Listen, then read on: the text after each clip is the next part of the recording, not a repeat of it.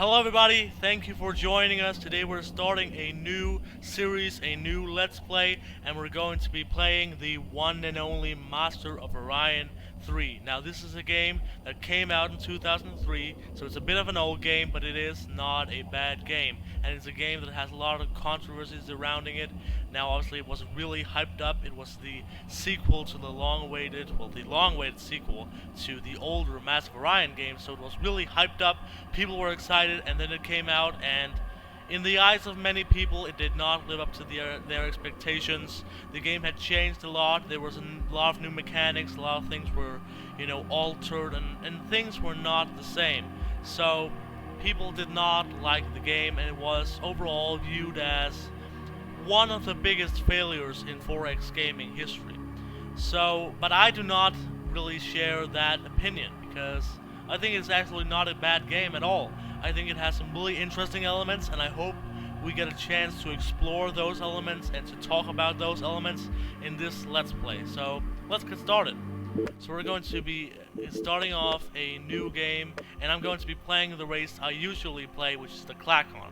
I usually play, as I said, either the Klackon or perhaps the Cylons. I think those two are the most interesting races, both in terms of how they play, but also in terms of their lore and their history and whatnot. The Klackon history or lore, I guess, the main idea is that it's a hive mind mentality. So all the workers basically worship their leader or their queen, which is in this case us. So I really like that whole idea, and they don't care about their own life, they care about the good of the hive, and I really think that's an interesting story at least. So we have to pick a logo. Obviously I'll pick, this is not that easy. I think I'll pick that one. I think it looks cool, and we'll just stick with the name Klackon. I think it doesn't really matter, obviously, but I think it's just for the sake of being, quickly recognizable. I think Klackon is easy. We can easily find our own ships and whatnot. So I'll stick with that. So the random events generator. This is obviously the settings for the game, and we're going to be going through, and I'm going to be talking about why I will pick what I will pick. So the random event generator. This is basically where the random events come up and how often they come up. So the random events could, for example, be pirates, or, something about research, or a new discovery, or a new planet, or a new space monster, or something. So all these things are basically things out of the ordinary, and I really do like those. So I'll put them as frequent, so they will be coming up pretty often. And I think that's cool, actually, because it really makes the game more interesting. It makes the game more exciting. You have to be on your toes, and you cannot really just expect the game to go on as usually, because the random events will spice up and change how the game works and change what happens, and I think that's really interesting. So I'll pick a lot of random events, so that's cool. And this is the computer player, so this is obviously not including ourselves. And I think 5 is good, because 5, the 5 computer players and then us. So there's a total of 6 races, which I think is overall a pretty decent number. I think 6 is about right. I mean, you can obviously go up, so I think it's 18, which is pretty crazy. I think that's crazy. But 5 is fine. 5 computer players is fine for me. Timers, I do not use timers, so I'll not mess with that. I'll stick on easy because I'm bad at this game, so I think that's probably the best thing to do. The galaxy type. Now this is interesting. There's obviously a lot of different galaxy types to choose from. I do not want a, as I said, long game. I don't want a short game either, so it's about finding the balance. And I think cluster medium is a good balance. It's not a long game, but it's not a really short game either, so I think that's the right balance. And I want a lot of star lanes, because what I've found at least is if you have a lot of star lanes, it can really, speed up the game, and there's not as many turns where you're doing nothing, so that's good. And specials, I'll put them at more exactly the same reason as the random events, so they spice up the game, and I think they're cool, so I obviously want more of those. And then we're going on to the victory conditions. Now, discover all 5 X's is a cool one, I guess, although I do not personally like it, so I will not be using that victory condition for this Let's Play. I'll be sticking to the 2 usual ones, which is basically becoming the sole superpower or being elected as the leader of the Orion Senate. So it's basically excellence or a diplomatic victory, and I like those two a lot. So that's the setting we're going to be doing, and that's the settings we're going to be using, and I am really looking forward to this game. I think it's going to be really exciting, and we're going to be starting right now. So it created the galaxy, and this is the thing that comes up during every single turn. This is the SIT rep, as it is called. It is short for Situation Reporter. So basically this reports all the different stuff happening in your entire empire, so you get all the news, everything in this basically. So this is really good at, giving you an overview, and then in many cases a complete overview of what's happening, and you can really go off on that. So I like the Situation Reporter. It makes the game a lot easier to play, and therefore I think it's a good thing. So that is what comes up during every single turn. So this is our galaxy, and as I can see, we've met a few races. So we've met 4 races, and we're starting in the Orion Senate, and that is really crucial. If you start in the Orion Senate, you can vote on bills, you can be elected as the leader. It's basically, really important. If you do not start in the Orion Senate, you can still win, obviously, you can just kill everybody, but I think it's a good thing to start in the Orion Senate. And we've met 4 races. So we've met, obviously, the new Orions, we've met the Oladi, we've met the Sakra, and we've met the Evon. So those 4 races are those we've met, and you can obviously see these are the homeworlds of the people we've met. And yeah, I think it's really cool and really great to be starting in the Orion Senate, and it's really great that we are not just isolated in the beginning. I think that's going to make the game a lot easier and a lot better. So there's a lot of different things to go through. Obviously, we'll start off with the finance, which is probably one of the most important elements in the game. So up here you have your treasury, and here you have how much is being produced each turn.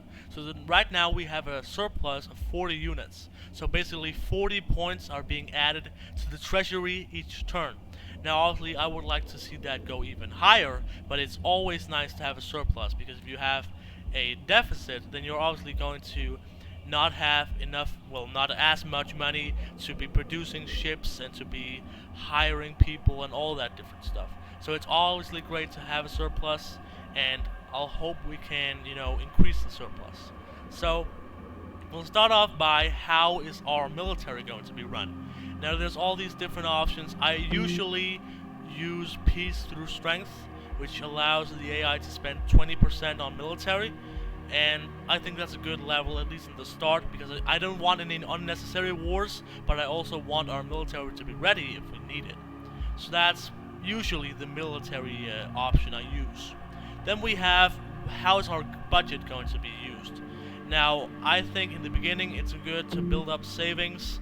So if you need to spend a lot of money, you can go into a deficit later on in the game. So I'll usually start off by creating a really nice treasury and having a lot of savings. You obviously have all the budget over here. I'm just going to stick to the default right now. If we get into any money trouble, we can adjust it accordingly. Then we have the tax levels. I like usually to increase them a bit, especially the empire taxes, because the empire taxes really give you a lot of revenue. So I think 10 is probably where you can push it to the maximum. Now we are getting 99 points each turn to our treasury, which is actually pretty amazing in the beginning of the game. So I hope people will not get mad. If people do get mad and really, don't want to accept it, they'll go on marches and they'll protest and they'll not work and they'll strike and they'll do all these different things. So I hope they will accept it, but I do not know. So I guess we'll find out. I hope they don't strike, but I guess they can. I'll say probably not. I think 10% is where you can push it to at maximum and still have people be okay with it. If you push it to more than that, you start to get into the area where people will really be really mad at you. So I think 10 is around the right area, but we can obviously adjust it in the later stages of the game. But that's where we're going to be starting. So that was the finance. Now we're going to be moving on to the empire management. there's obviously a lot of different things to do in your empire. So we'll start off with the oppressor meter. How much can we oppress our people? Now there's these two, and this is where the maximum goes, and this is where the minimum goes. And that's obviously only recommended, so you can put it to more. Although I would say don't go outside of those. But I usually start by oppressing my people, and I do that because they'll work more, they'll do all these things, and that's good. Although people will get really angry and they might strike. There's all these different things that can make the people angry, and if I push them too much, they don't want to work. So it's about finding the balance, but I'll start there. If people get angry, we'll deal with it. Then we have the regional zoning. This is basically how is your, your soil and all that stuff going to be used. And I like a balanced approach. I think that's, good. It's balanced, and we can obviously always change these different things if we learn that this and such should be utilized more. Then we can also change it. The government type, I like the hive government type for this race. Mostly because it really fits in with the theme, but I also think it's a decent government type. So I'll just stick with that one. And as I said, it really fits with the whole idea of being, a hive and a community and whatnot. So I'll stick with that for now. Then we have the forced labor. Are we going to force people to work? Now, I think we should push it up.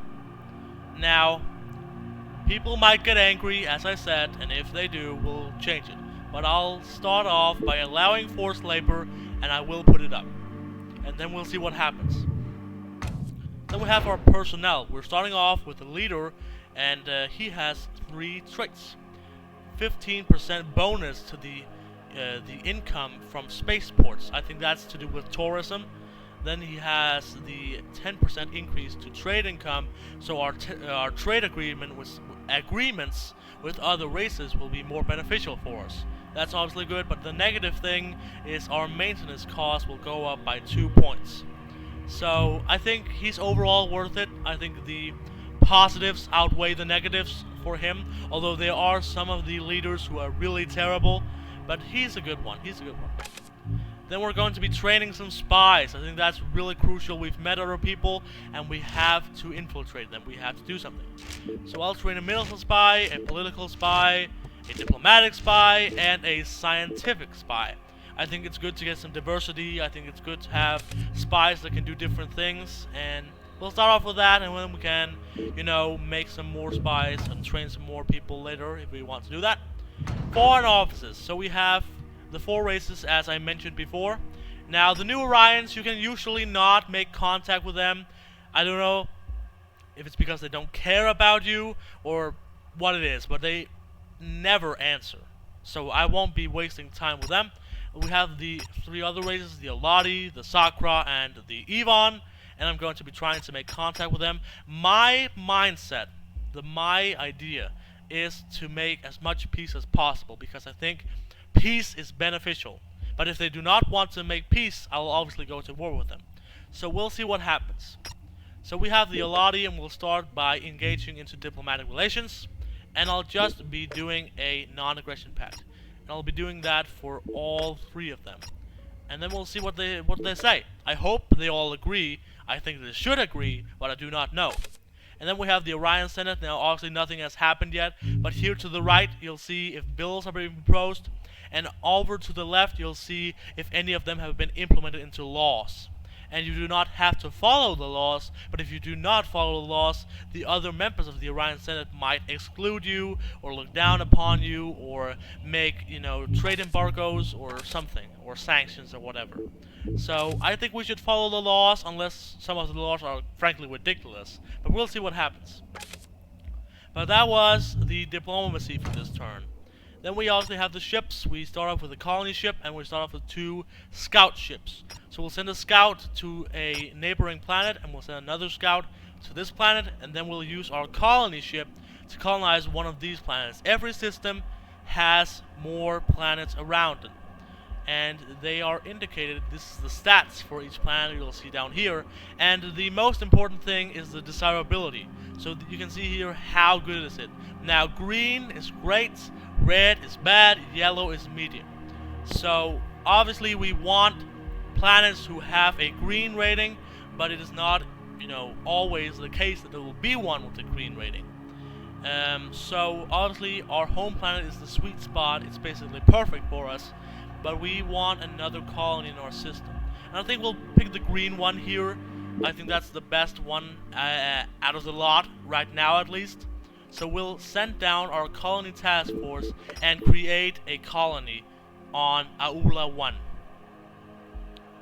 So now that we've given our ships orders, that's basically what's going to be happening every turn. That's basically what happens, and that's what you do. So you send your ships out and you manage all these different things. Now obviously next turn we're going to be talking about technologies and maybe the encyclopedia too, and some other stuffs, maybe designing some ships or doing other things, looking at planets, whatever. We'll find out what we're doing next turn, but this was the start of my series of Master of Orion 3, playing as the Klackons. If you enjoyed the video, you know what to do. If you did not enjoy the video, I think you also know what to do. But thank you for watching, I hope you enjoyed, and I hope I'll see you in the next episode. Take care.